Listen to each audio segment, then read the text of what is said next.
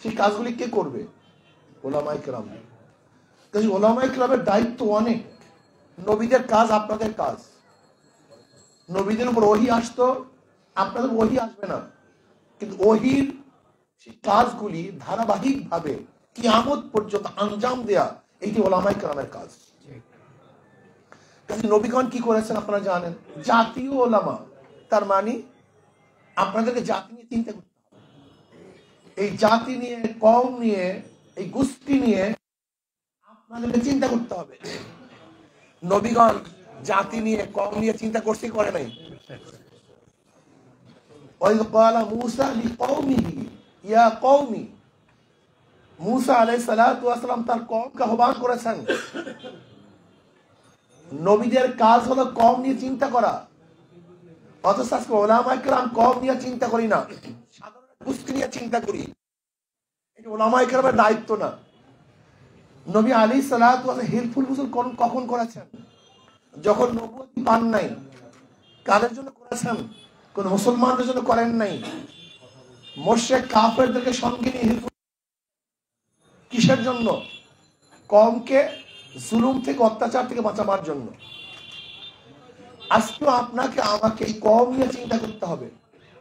আজকে বাংলাদেশের অবস্থাটা কি?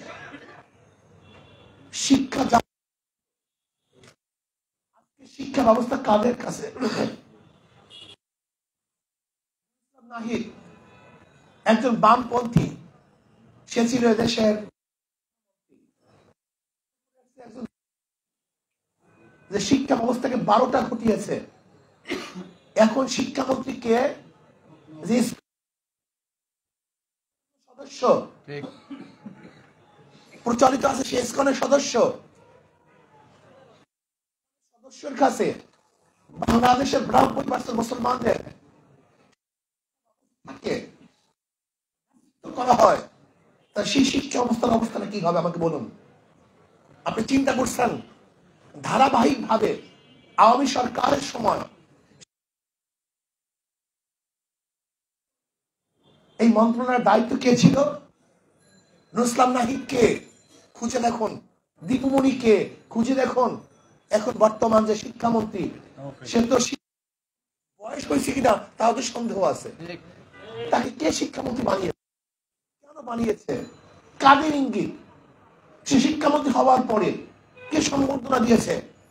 ইসকন কোন কোন শিক্ষামন্ত্রীকে সংবর্ধনা দিয়েছিল? কেন শিক্ষামন্ত্রীকে সব দিবে? এদেশে তারা কেন তাকে সংবর্ধনা দিবে না, দিতে পারবে না? কারণটা কোথায়? কার স্বার্থ রক্ষা করার জন্য আজকে নওফলকে শিক্ষামন্ত্রী বানানো হয়েছে? চিন্তার বিষয় আছে কি নেই? অবশ্যই চিন্তার বিষয় আছে। আজকে অধিকাংশ মানুষ সুযোগ পেলেই ভারতে চিকিৎসার জন্য যায়। আজকে স্বাস্থ্যমন্ত্রীকে চিন্তা করতে হবে। কেন? কারণটা চিন্তা করতে হবে। চিন্তার বিষয় আছে। আমাদের সভাপতি সাহেব যে কথা বলেছেন যে বাংলাদেশের, স্বাধীন বাংলাদেশের সংসদ নির্বাচনে একজন সংসদ সদস্য যদি স্পষ্ট বলতে পারে আমি অমুকের কর্তৃক নিয়োজিত, আমাকে হারায় কে, তাহলে আমাদের তো মনে হয় স্বাধীনতা বলতে আর কিছুই নেই। আজকে কে মন্ত্রী হবে, কে এমপি হবে, কোন কোঠায় কাকে এমপি বানানো হবে, এই সিদ্ধান্ত আমাদের দেশের সংগঠন নিতে পারে না, রাজনৈতিক দলগুলি নিতে পারে না। কোন এক রাষ্ট্রদূত নির্ধারণ করে, সেই অনুযায়ী এদেশে নির্বাচন হয়, এমপি হয়, মিনিস্টার হয়। আমরা স্বাধীনতার নামে পরাধীনতার অবস্থায় আছি। আজকে ট্রান্সজেন্ডার নিয়ে যে লাফালাফি চলতেছে, ট্রান্সজেন্ডারটা কি? দেখেন, উভয় লিঙ্গকে সামনে নিয়ে ট্রান্সজেন্ডার আইনকে পাশ করার চক্রান্ত করতেছে। জানেন কি এটা? অনেকেই আমরা জানি না। আমি বলবো আমি একজন মহিলা, ব্যাস আইন হয়ে যাবে, মহিলাদের যে কার্যক্রম আমার প্রয়োগ হবে। যদি একজন মহিলা মনে করে আমি একজন পুরুষ, অথবা উভয় পুরুষ যদি মনে করে আমরা উভয় মহিলা, অথবা উভয় মহিলা যদি মনে করে আমরা উভয় পুরুষ, বাস এইটাই আইন। এই আইন অনুযায়ী চলবে। জানেন এর পিছনে কি চলতেছে? এই দেশটাকে পুরা সমকামী করার চক্রান্ত করতেছে, ধ্বংস করার চক্রান্ত করতেছে, ইসলামকে বৃদ্ধাঙ্গুলি চক্রান্ত করতেছে। ইসলামকে জবে করার চক্রান্ত করতেছে। অথচ ওলামায়ে কেরাম আজকে আমরা সব দেখছি, শুনছি, চোখ বুঝে আছি, মুখকে বন্ধ করেছি, আর আমার কানের মধ্যে কোন এক খুঁটা আটিয়ে দিয়েছি। বাস কিছু শুনবো না, কিছু বলবো না, আর কিছু দেখবো না। হবে না? আপনি দেখুন অথবা নাই দেখুন, আপনাকে সবাই দেখবেন। আমাদের দেশে ডাক আছে, ডাক চেনেন? ডাক, ওই যে ডাক, ডাক কিন্তু নিজেকে কিভাবে গোপন করে জানেন? ও নিজে মাথা জঙ্গলের মধ্যে ঢুকিয়ে দেয়, আর সমস্ত মনে করেন আমাকে কেউ দেখে না, যেহেতু আমিও দেখি না, আমাকে কেউ, তোমাকে সবাই দেখে। ঠিক আজকে আমরা দেখবো না, কিন্তু আমাদেরকে সবাই দেখে। আমরা শুনবো না, আমাদের কথা সবাই শুনে। আমরা বলবো না, আমাদের বিরুদ্ধে সবাই বলে। ওলামায়ে কেরামকে ধ্বংস করার চক্রান্ত চলতেছে। আজকে দেখেছেন এই যে নির্বাচনে আমাদের কিছু জাতি বাহিনীর মাধ্যমে যা ঘটিয়েছে, কিন্তু লজ্জিত হয়েছে আমরা ওলামায়ে কেরাম। আমরা লজ্জিত হয়েছি, খুব লজ্জিত হয়েছি। ভোটের সংখ্যা যদি শুনি আশ্চর্য হয়ে যাই। এক একজনের ভোটের সংখ্যা 900 পার হয়ে গেছে। অনেক, কি কথা ঠিক না? 900-র উপরে ভোট পাওয়া তো কম কথা না, অনেক অনেক ভোট পেয়েছে। অথচ দেখেন পাশে অনেক মানুষ নতুন, তারা ভোটের ময়দানে আলোড়ন সৃষ্টি করেছে। এর কারণটা কি? একদিন চিন্তা করছি, এই কওমের সাথে, জাতির সাথে, জাতীয় উলামা মাশায়েখ আইম্মা পরিষদ, এই জাতির সাথে সম্পৃক্ত হতে হবে।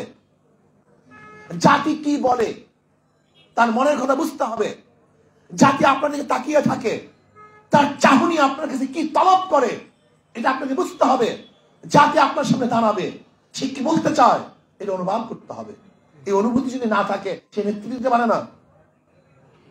নেতৃত্ব অনেক কঠিন ব্যাপার, নেতৃত্ব অনেক কঠিন। এই নেতৃত্বের জন্যই যুগে যুগে বহু সাধনা করতে হয়েছে, বহু চেষ্টা করতে। আল ইনসান, ইনসান ইহসানের গোলাম, ইহসান করতে হবে। আজকে দেখেন জনাব মুহাম্মদ রাসূলুল্লাহ সাল্লাল্লাহু আলাইহি ওয়াসাল্লামের ব্যাপারে খাজিল কুবরা রাদিয়াল্লাহু আনহু প্রশংসা করেছেন। কাল্লা আল্লাহ মা ইউখজিক আল্লাহু আবাদা ইন্নাকা লা তাসিলুর রাহিমা ওয়া তাহমিলুল কাল্লা ওয়া তাকসিরুল মা'দুমা ওয়া তাকরুদ দাঈফা ওয়া তু'ইনু আলা নওয়াইবিল হক। এই কথা বলেন নাই? আপনি অনেক নামাজ পড়েন, আপনি অনেক রোজা রাখেন, আপনি অনেক জিকির করেন, আপনি অনেক তেলাওয়াত করেন, আপনি অনেক নফল পড়েন, একটাও বলেন নেই সব সামাজিক। এই জাতীয় কথা বলেছেন, এই জাতীয় কথা আগেই বলেছেন। আপনার মধ্যে এই অভ্যাস, আপনি মানুষকে খেদমত করেন। যারা নিঃস্ব, কামাই করতে পারে না, যাদের মুখে খানা অন্ন নাই, চিকিৎসার ব্যবস্থা নাই, আপনি তাদের সমস্ত বোঝাগুলিকে বহন করেন। ওলামায়ে কেরামকে এই বোঝা বহন করতে হবে। মা সালাকাকুম ফি সাকার ক্বালু লাম নাকুম মিনাল মুসাল্লিন ওয়া লাম নাকুন নুত'ইমুল মিসকিন। আজকে মিসকিনদের খাওয়াতে হবে, তাদের পাশে দাঁড়াতে হবে। কে বস্ত্রহীন, তার কাছে যেতে হবে, তাকে বস্ত্রের ব্যবস্থা করতে হবে। কে গৃহহীন, তাকে গৃহের ব্যবস্থা করতে হবে। তাকে চিকিৎসার ব্যবস্থা করতে হবে। আজকে পয়সার জন্য পরীক্ষা দিতে পারছে না, পয়সা দিয়ে এরকম ভাবে যদি আমরা মৌলিক অধিকারগুলির জনগণের বাস্তবায়নের চেষ্টা করি, নেতৃত্ব আপনার। আপনি নিজেকে আইম্মা দাবি করবেন না, ইমাম দাবি করবেন। ইমাম মানে কি? ইমাম মানেই তো নেতা। এই মসজিদের ইমাম ঠিকই, কিন্তু জাতি ইমামের কথা আসছে। ইমাম যে দেশের প্রধান থাকে কি, মসজিদের ইমাম যে দেশের প্রধান, সেও কি ইমাম। এই ইমামকে আপনাকে করতে হবে, এই দায়িত্ব আপনাকে পালন করতে হবে। আসুন আসুন, আমি মনে করি জাতীয় উলামা মাশায়েখ আইম্মা পরিষদ আপনাকে চিন্তার খোরাক দিবে, কাজের স্পেস দিবে, কাজ করার মেজাজ সৃষ্টি করবে, মেজাজের মধ্যে অনেক পরিবর্তন নিয়ে আসবে ইনশাআল্লাহ। ইমাম গাযালি রাহমাতুল্লাহ যখন তার এলাকায় ছিলেন, তখন তার চিন্তা ভাবনা এক ধরনের, যখন তিনি এলাকায় চলে আসছেন তার প্রশস্ত হয়েছে। আমিও মনে করি জাতীয় ওলামা মাশায়েখ আইম্মা পরিষদের সবাই ওলামায়ে কেরাম, কিন্তু এই প্ল্যাটফর্মে আসার আগে আশা করি এখানে আসার পরে আপনাদের চিন্তা ভাবনার স্পেস, আপনি জাতিকে নিয়ে চিন্তা করবেন, এই দেশ নিয়ে চিন্তা করবেন, কিভাবে ইসলামকে স্টাবলিশ করা যায়, ইসলামকে ক্ষমতায় নেওয়া যায়, সেই চিন্তা আপনার মাথার মধ্যে অবশ্যই আসবে ইনশাআল্লাহ। আসুন আমরা ভাবে এই জাতিকে, ঘনে ধরা জাতিকে বাঁচাবার চেষ্টা করি। আল্লাহ আমাকে এবং আমাদের সবাইকে কবুল। হুজুর একটু কথা বলবেন, দিয়ে তার হুজুর কথা বলবেন। আলহামদুলিল্লাহ, জাতীয় ওলামা মাশায়েখ আইম্মা পরিষদ ঢাকা মহানগর দক্ষিণের নতুন কমিটি ঘোষণা করবো। আগের কমিটিকে বিলুপ্ত করা হয়েছে। নতুন কমিটি সভাপতি হাফেজ মাওলানা ইউনুস ডালি সাহেব, আলহামদুলিল্লাহ, আল্লাহ কবুল করে নেন। সিনিয়র সহসভাপতি মুফতি আজহারুল ইসলাম, দেশে বাইরে আছেন। মুফতি রফিকুল ইসলাম, মাশাআল্লাহ। এখন আমাদের সন্দীপ হুজুর আসছেন, হুজুর একটু কথা বলবেন, তারপরে দোয়া হয়ে যাবে ইনশাআল্লাহ।